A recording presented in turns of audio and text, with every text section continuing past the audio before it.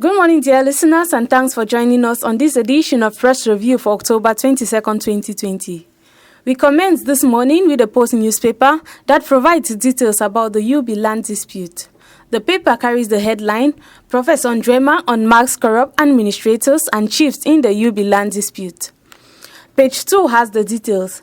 On its page 3, the paper states that the government has begun the distribution of the Artemisia plant for the fight of the COVID-19 pandemic. On to the Guardian Post, which talks of the Northwest Regional Assembly and how candidates vow to block move to impose Fru Angwafo III as president. Page 3 carries details. This edition also carries information on a man who confesses for killing his wife and sexually assaulting their 9-year-old daughter. Content available on page 4. Details of how government wastes 16 billion francs CFA in 3 months to revive the dying Cameco is also available. Cameroon Insider talks of 80 contractors suspended for abandoning state projects in its page 7. Page 15 talks of the newly appointed coach of the Indomitable Lions, while page 10 says church leaders on the streets crying for peace. Le Quotidien Réalité says the bank has ordered the vaccination of over 6 million goats and sheep in page 7. The paper also carries an article about Mayor Takombu, who installs new impositions.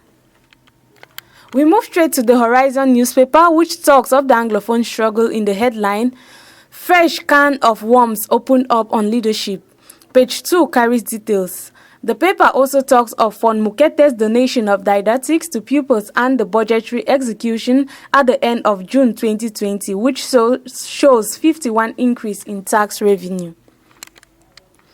L'Economie talks of how customs have reacted with the recent news of the suspension of the taxes on telephones and tablets. This article is available on page 2. BIAC invests 250 billion francs CFA into the monetary market is found on page 5.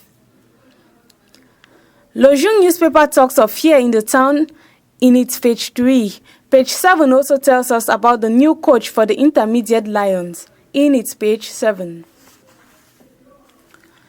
Quotidien Emergence takes us to Fumban, where Patrician Damjoya that he defeated the SDO. This article is available on page 5. The paper also talks of a new arising argument as concerns the price of beer in the country.